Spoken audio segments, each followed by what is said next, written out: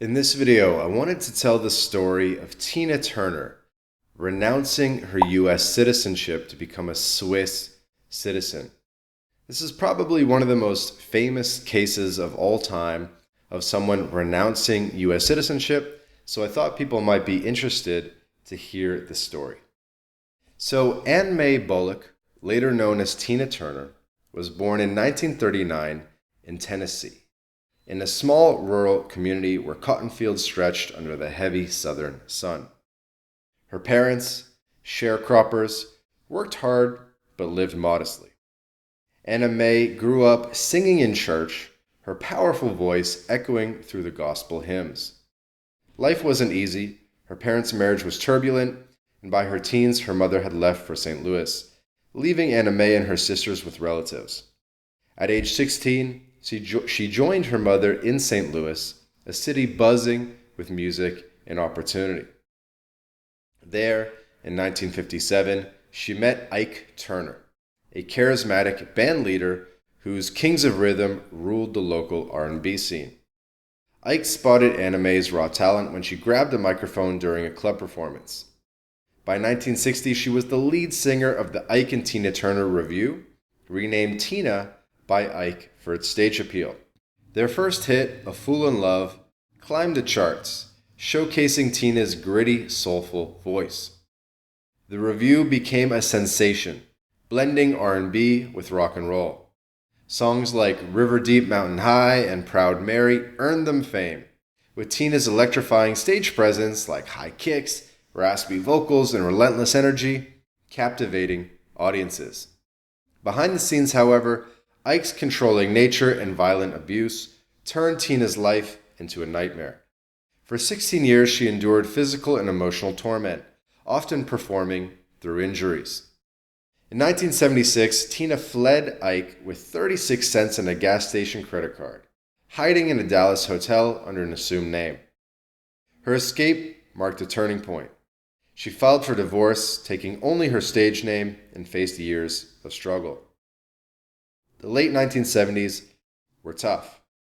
Debts piled up, and gigs dwindled due to small venues and less TV appearances.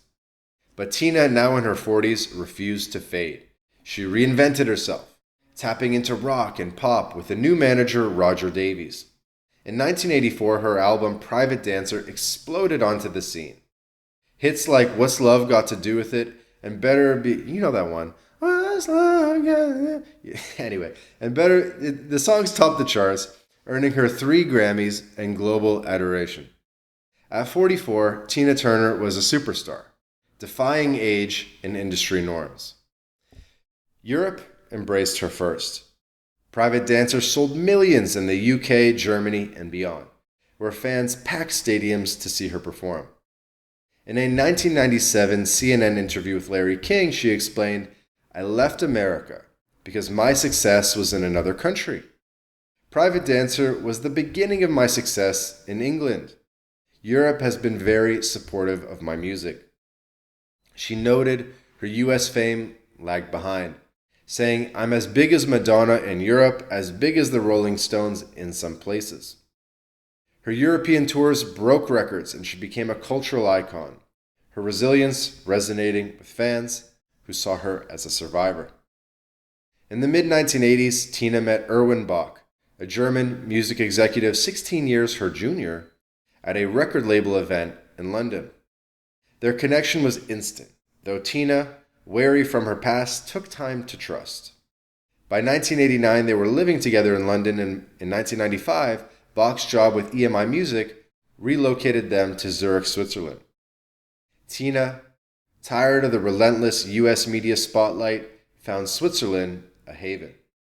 In a 2014 interview with a Swiss journalist, she said, "It's clean, and I feel like I'm really breathing in fresh air. I feel safe enough to go out in public without security."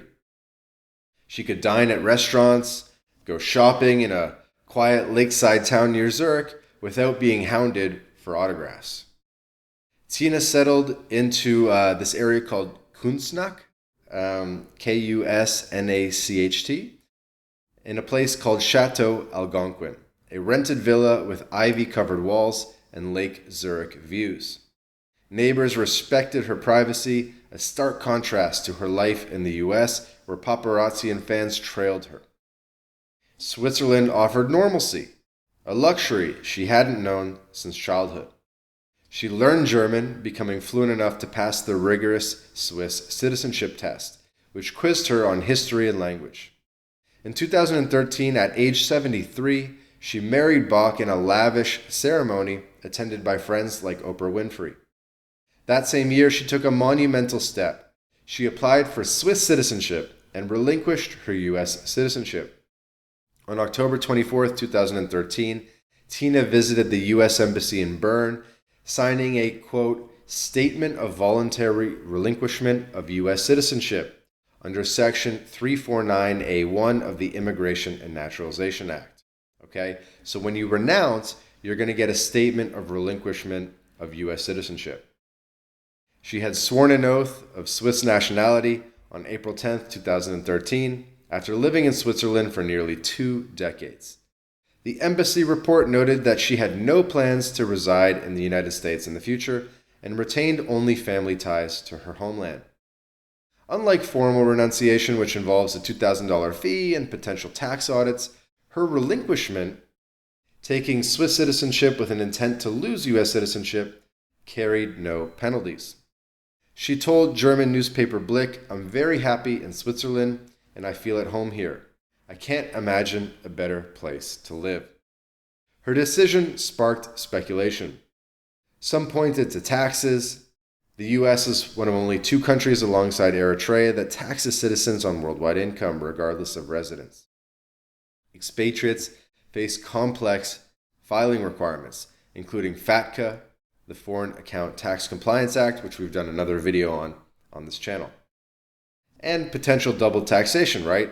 Though treaties often mitigate this, it gets complicated. For high earners like Tina, with an estimated net worth of over $250 million, navigating U.S. tax obligations from abroad could be burdensome. Relinquishing citizenship eliminates these, leaving her subject only to Swiss taxes, which are lower for wealthy residents in cantons like Zurich. However, Tina never cited taxes publicly, and Switzerland allows dual citizenship, meaning she could have kept her U.S. citizenship. That's what my notes say here. Her choice to relinquish it suggests deeper personal reasons. Tina's U.S. life was tied to trauma. Her abusive marriage to Ike, racial slurs from record executives, and relentless public scrutiny. In a 2021 documentary, she described America as a place of pain, saying she couldn't see herself living anywhere else but Switzerland. Swiss President Alain Berset noted that she had chose Switzerland to lead a completely normal life, free from constant attention. In Küsnacht, the town, she was a neighbor, not a star. Locals recalled her kindness, waving from her Rolls-Royce or chatting at shops. She gave back, praising Küsnacht in interviews and boosting its global profile. Her European success also factored in. After private dancer, she lived in London, Cologne, and Nice, building a fan base that rivaled her U.S. following. Europe offered creative freedom, collaborations with artists like David Bowie, and sold-out tours. In 1997, she told Larry King, "I have left America because my boyfriend was in another country." Bach's German roots and Swiss job anchored her there.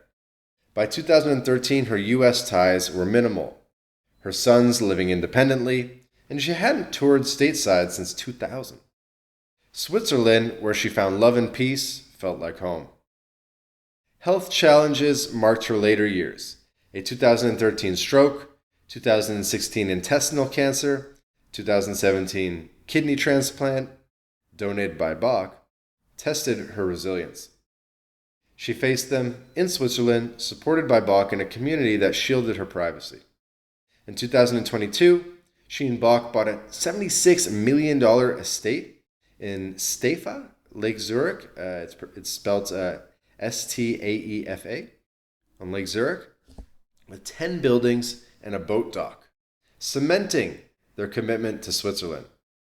When Tina died on May 24, 2023, at age 83, mourners left flowers outside Chateau Algonquin. A vigil reflected Kunstnacht's quiet respect. No media frenzy, just candles and notes. Tina's career was monumental. 8 Grammys, a Rock and Roll Hall of Fame induction, and over 200 million records sold. She broke barriers as a black woman in rock, her story of surviving abuse inspiring millions. Her 1993 biopic, What's Love Got to Do With It, and 2018 musical, Tina, immortalized her. Yet her citizenship choice was personal.